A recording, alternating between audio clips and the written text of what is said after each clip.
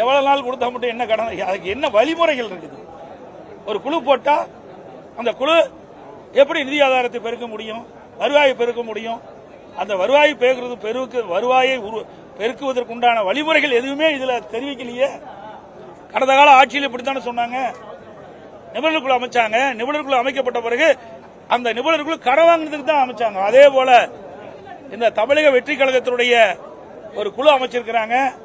அந்த குழுவும் 5 பேர் கொண்ட உறுப்பினர், அவர்களும் கடன் வாங்குவதற்கு தான் அமைச்சிருக்கோம் என்று சந்தேகம் எழுகின்றது.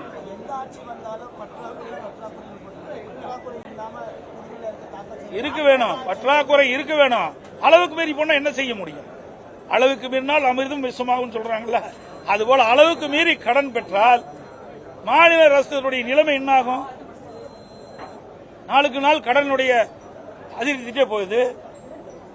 ஆக இன்னைக்கு ஒரு புதிய திட்டத்தை அறிவிக்கிறேன்னா அதுக்கு தகுந்த வருவாயை பெருக்கி அதுக்கு தேவையான திட்டத்தை நீங்க கொடுக்கணும். இதே அனைத்து இந்திய அண்ணா திராவிட முன்னேற்ற கழக அரசாங்கம் இருந்தது. ஒரு வருஷம் 1 ரூபாய் வருவாங்க கிடையாது. கொரோனா காலம் 1 ரூபாய் அரசுக்கு வரி வருமானம் இல்ல. அந்த காலகட்டத்தை கூட சிறப்பான ஆட்சி கொடுத்தோம். எந்த திட்டத்தையும் நாங்க முடக்கல. எல்லா திட்டமும் சிறப்பாக செயல்பட்டது. விலைவாசி கட்டுப்பாட்டுக்குள்ள வச்சிருந்தோம். கடன் அதிகமாக பெறல.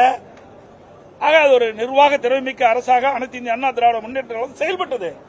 அப்படி கடந்த கால அரசும் இல்ல, இப்போது இருக்கின்ற அரசும் இல்லை என்பதுதான் யதார்த்தமான உண்மை. அதாங்க ஏற்கனவே அதிமுக ஆட்சியில் இருந்த திட்டங்கள் பல திட்டம், தாலிக்கு தங்கம் திட்டம் அப்படியே கொண்டாந்துட்டாங்க. விலையில்லா கறவை மாடு ஆடுகள் திட்டம் கொண்டாந்துருக்கிறாங்க. பெண்கள் பாதுகாப்பு காவல் திட்டம், இதையெல்லாம் அதிமுக ஆட்சியில் கொண்டு வரப்பட்ட திட்டம்.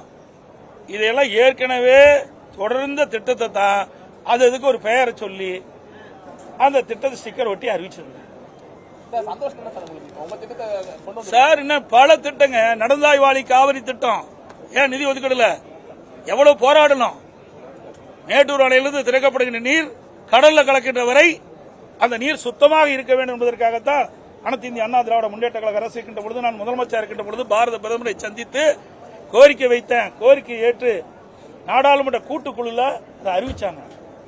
அறிவிச்ச பிறகு 2 வருஷத்துக்கு முந்தி மத்திய அரசாங்கம் அதற்காக 11,250 கோடி நிதி ஒதுக்கீடு செய்யப்பட்டது. கடந்த கால அரசு அதை நீர்வளத்துறை இதுல மானிய கோரிக்கையில அதுல திட்டத்தை கொண்டாந்து அறிவிச்சாங்க. மாநில அரசு 40%, மத்திய அரசு 60%. அதை காண்பிக்கவே இல்லை. எவ்வளவு அருமையான திட்டம். மாசுபட்ட நீர் நதியில கலக்கக்கூடாது. மேட்டூர் அணை திறக்கப்படுகின்ற நீர் 2 கரை ஓரமாக இருக்கின்ற நகரத்திலிருந்து வெளியேறுகின்ற அசுத்த நீர் சுத்தப்படுத்தி ஆற்றில் விழுவது.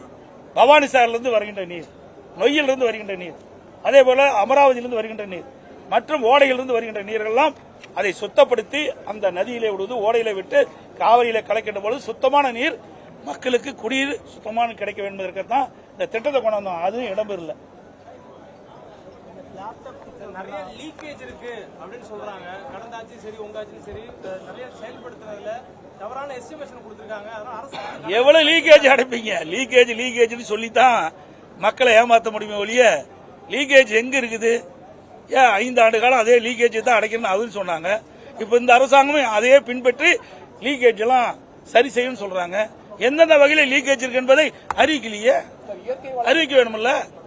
இன்றைக்கு ஆண்டாண்டு காலமா அதே அதிகாரி தான் இருக்கிறாங்க. ஏன் அது அதிகாரிகளுக்கு எந்தெந்த இடத்துல எந்தெந்த துறையில எந்தெந்த வருமானத்துல எந்தெந்த வரி வருவாயில லீக்கேஜ் இருக்குன்னு தெரிவிக்க வேணும்ல. அப்ப லீக்கேஜ் இருந்ததால எவ்வளவு லீக்கேஜ் இருக்குது, அதுக்கு எவ்வளவு வருவாய் வரும், அதுக்கு எப்படி திட்டத்தில் தீட்டம்னு செயல்பட முடியும்?